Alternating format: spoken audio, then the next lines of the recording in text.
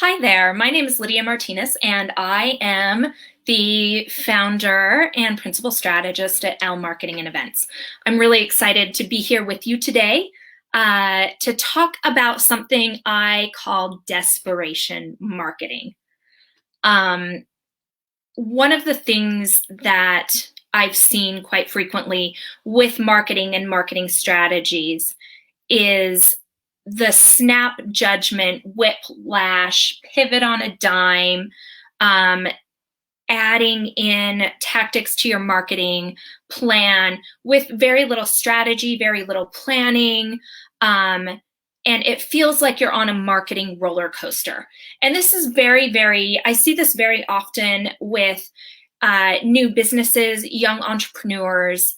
I did some of this myself when I was starting my business. And then I also even saw this in my past career in, very large scale detail retail marketing. There was this tendency to want to pivot on a dime. Oh, we aren't getting the sales we want. We aren't seeing the results we want. We've got to switch everything up now. And desperation marketing is actually a mistake. The opposite of desperation marketing is strategic marketing. And we're going to talk a little bit about what that means at the end. But first, let's talk about what exactly is desperation marketing. Desperation marketing gives your customers a whiplash effect. This is one of the reasons why it's bad. You don't give your marketing team, your sales team, your business managers, and your customers or clients or shoppers enough time to catch up and understand your marketing and who you are and what you do and what sets you apart. If you change your marketing strategy every other week, then you're creating that whiplash effect. Oh, you're somebody different this week? I don't understand. Who are you this week? I don't understand. And so that effect actually turns people off, or it confuses them about who you are and what you do, and what it is that you're about. A prime example of this, when I worked in grocery retail as a marketer, it got to the point where I would sometimes dread walking into work, because I would walk in and my boss, the store team leader, would be standing at the front of the store with a look on his face. And I would just know that he was going to have something for me that was a drop everything, do this now, drop everything. I want you and your graphic designer and your entire team to build this big, huge, massive display. We had this idea with the grocery team, but in the back of my mind, I'm like, that's not the marketing strategy. We'll do it. It will look impressive, but it means that we're taking away our focus on doing some things that drive sales longer term and that are part of the brand. And so it's that whiplash, drop everything, do it now, but it doesn't have a plan, a strategy. You haven't led up to it. It doesn't really come to fruition because you didn't do a good job planning for it. Another thing about desperation marketing is that very often it's too little or too late or both. So desperation marketing, say you are going to have a Black Friday sale, and you've decided to do a Black Friday sale or Shop Small Saturday sale or Cyber Monday sale, and you're so excited about it. And guess when you decided to start telling people about it? You decided to do it 2 days before Thanksgiving. Oh, you know what we should do? We should probably do a Black Friday sale. Great. But you don't have enough time to tell people, let your customers know, get them excited and get them ready to shop. And because you haven't done that, guess what? Too little, too late. And so this is where that strategic part of marketing comes up. If you are thinking ahead and 30, 45, 60 days out, you're planning your holiday quarter, and I'm going to do this exact sale for Black Friday. I'm going to do this exact sale for Shop Small Saturday. I'm going to do this exact online sale for Cyber Monday. I'm going to start emailing my customers at the beginning of the month and letting them know that that is coming. I'm going to have a blog post as part of that. I'm going to have a video announcement as part of that. I'm going to have details about what the product is and what sets it apart, so people are excited. I'm going to tell them how to gift it. I'm going to have an extra incentive if they buy early. All those different things go really, really well if you plan ahead and use them in a really smart way. So that way it's not too little, it's not too late, and it doesn't smack of desperation. One of the other problems I often see with that desperation marketing is things don't have time to come to fruition. You know, marketing is not like turning on a faucet and suddenly you have all these sales.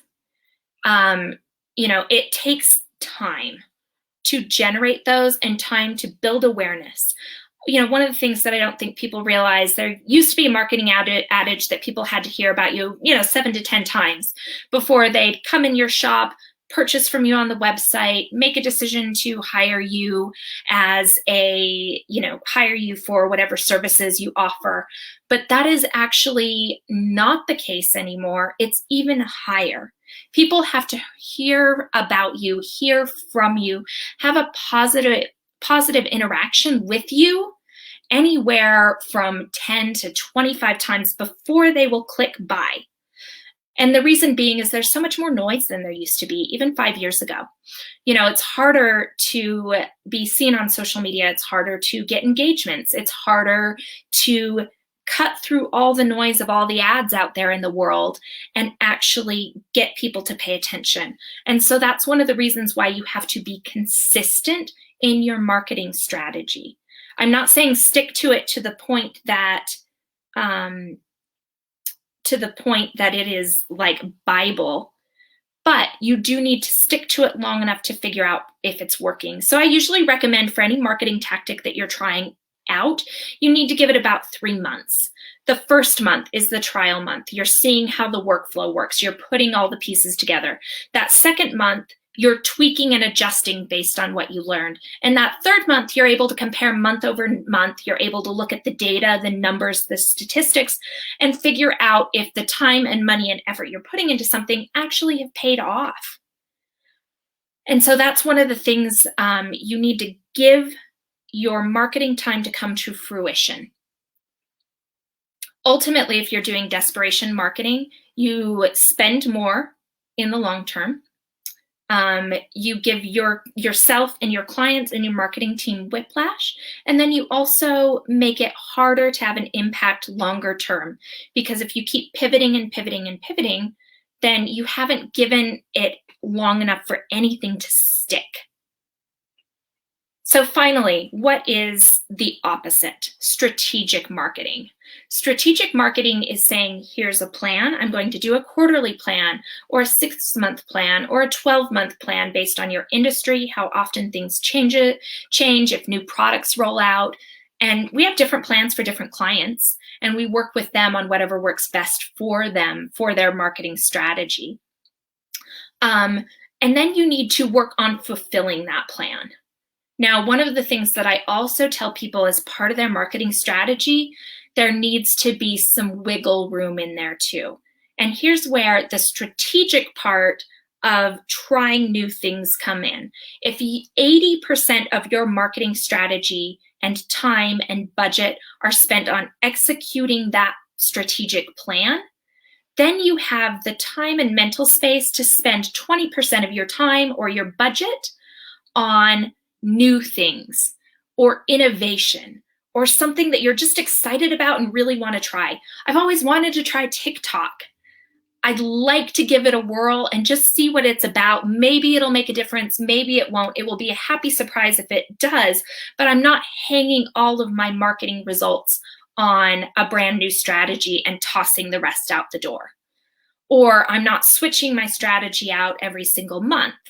One of the things that we're doing right now in my agency is we are working on layering back in all of the marketing strategies that kind of fell by the wayside when I got super busy being the owner of my agency versus the employee in my agency.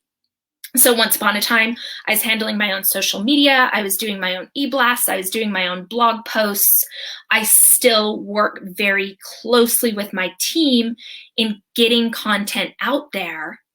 But the thing that I discovered is that as I was growing, I didn't have time to do all those things. And so they kind of fell by the wayside.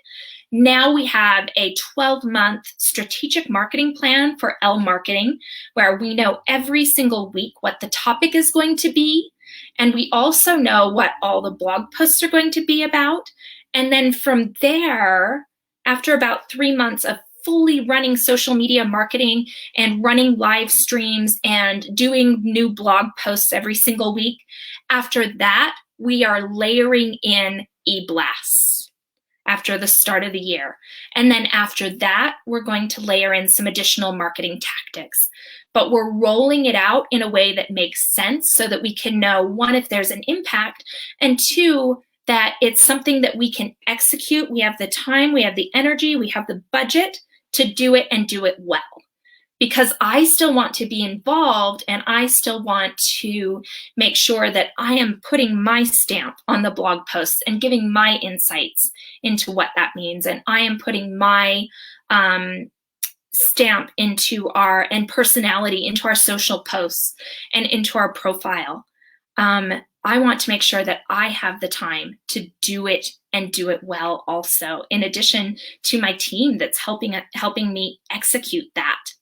So that's an example of like being strategic and rolling things out properly, looking ahead, planning ahead, versus that desperation marketing where you're just making snap judgments and you're giving yourself and your clients or customers whiplash.